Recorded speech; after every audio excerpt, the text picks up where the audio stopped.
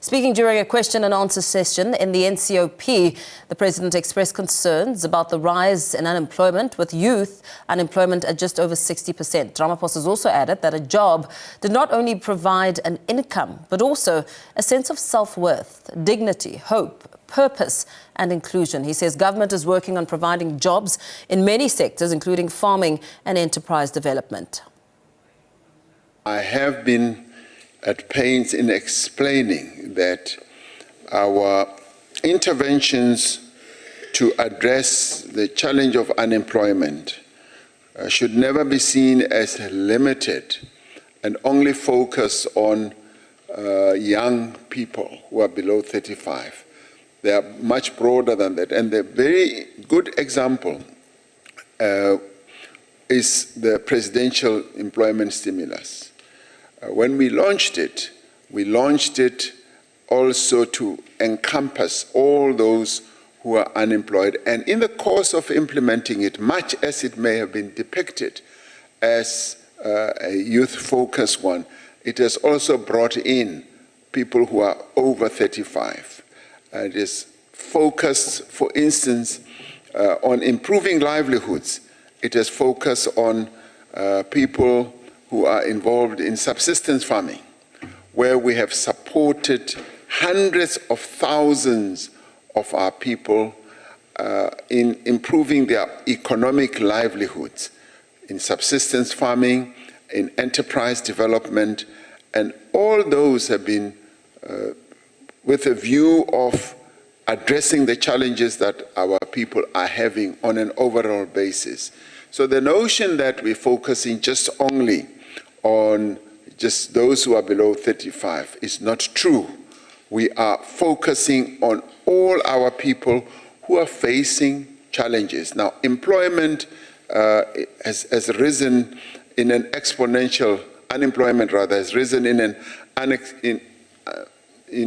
a horrible manner in our country, and we need to focus on all sectors of society and not just focus on one.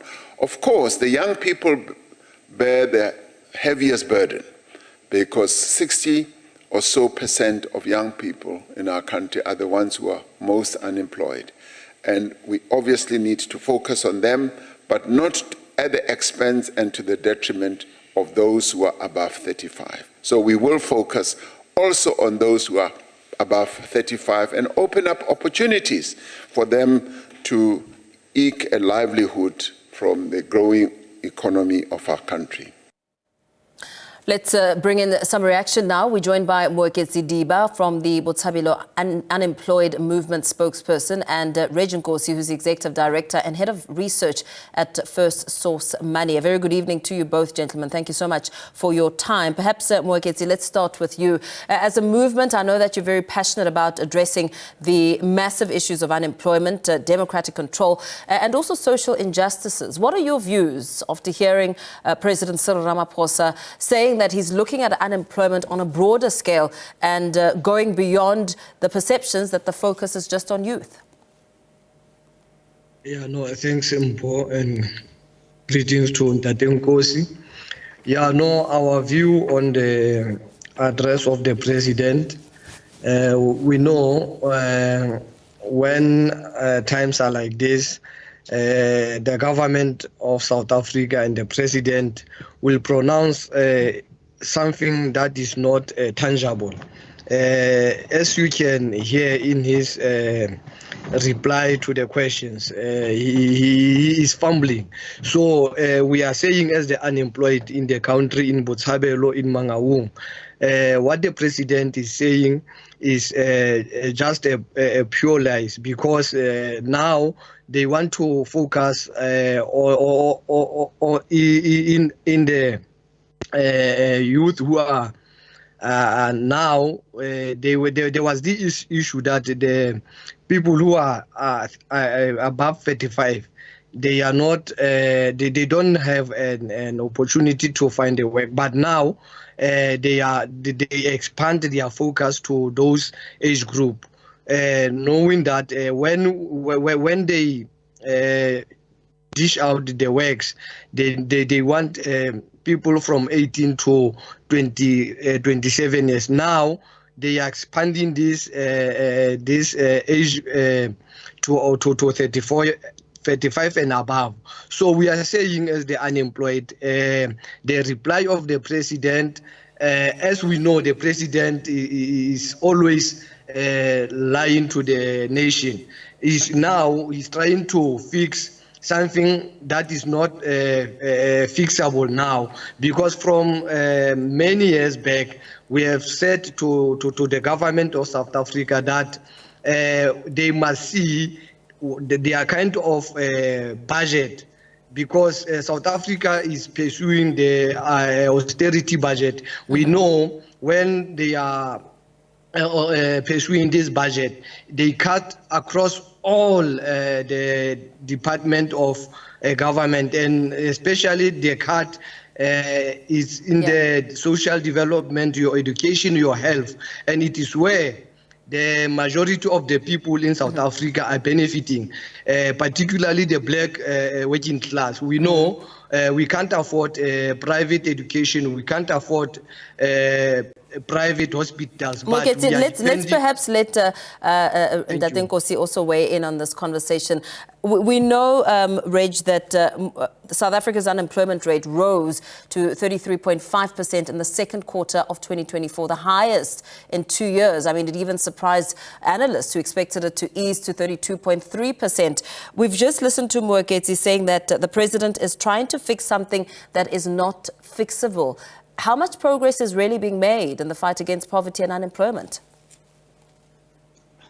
Thanks for having me. And Moeketsi is quite correct in articulating some of these sentiments. I think the president and the government as a whole have a problem in their hands. The problem is certainly massive unemployment. Not 33. Let's forget that number. It's about 43%. That's the real unemployment number that we have. The other one is, it's about playing around with figures. We're talking about people who are not employed is in the region of 40, almost mid-40s. And the main challenge here is that we have a government that is cutting budgets. We have a government that is heavy, that's on the fiscal side. On the monetary side, we have a government that is increasing interest rates to curb inflation. It thinks that's the solution. Both of these are contrary to anything a government can do to create jobs, to grow the economy, and thus seek prosperity for the people. Therefore, when the president says that he's trying very hard to create jobs and is not just focusing on the youth, we do understand all that, but that's politics. In real sense, the fundamental, the underlying issues here is that we have a problem with our macroeconomic situation in the country. And unless that changes, unless the finance minister begins to deal away with austerity budgets, the Reserve Bank stops increasing interest rates as it is right now, with the shock of credit to both households and industry, we're unlikely to see any improvement in our lives and in the improvement in unemployment. Moeketsi, in scrutinizing the demographics for one in Botshabelo, being the second largest township in South Africa after Soweto, we know that a large part of the population is without jobs. I mean, we listened to Redge Nkosi here speaking about a 40 percentage point. I know your movement creates a platform for the community to discuss various socio-economic factors that affect their living conditions, the reality on the ground. What are some of your findings? It's tough here in our place. This unemployment is now impacting directly on our mentality. Now, the dignity of our people is no more. When you are a woman, a man, if you can't afford to put a bread on the table, then your dignity is no more there. So coming to your question, in our area, it's tough because now Botshabelo is one of the townships that has more violence, more gangs, And the other issue is about the health of our people. We have more people who are taking the medication, and if you take a medication without any food, it's something else. And that is why we are saying the dignity of our people is being taken granted by the president.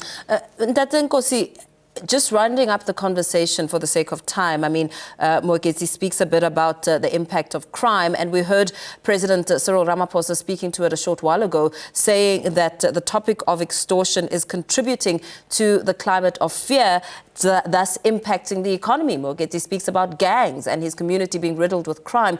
What are the, where do you think government is missing the mark, and in looking to some of the interventions that can be advocated for in order to strengthen the capacity and ensure that, we come to some resolution and begin to create work? Yeah, well, at the end of the day, all of us are going to be burglars and so on and so forth, because the economy is not growing. There's only one issue here that has to be done. The government has to begin to put in place policies that can grow the economy, therefore create jobs, therefore create businesses, and so on and so forth. Without which, I'm afraid the president's talk is just talk, like any other talk that people would have in the streets and so on. So the government has to come up and tell us that we have stopped this austerity business, we have stopped this business of increasing rates, and the infrastructure is being created. The cost of doing business must come down. The cost of living must come down. Yeah. And indeed, people have to have money. Otherwise, this is cheap talk, I'm afraid the president is giving to the rest of us. Very well. Thank you so much for your time, gentlemen. As we sum up the conversation, speaking there to Redge Nkosi, Executive Director and Head of Research at First Source Money, as well as Moeketsi Diba from the Botshabelo Unemployed Movement. He's a spokesperson there, giving us the reality on the ground.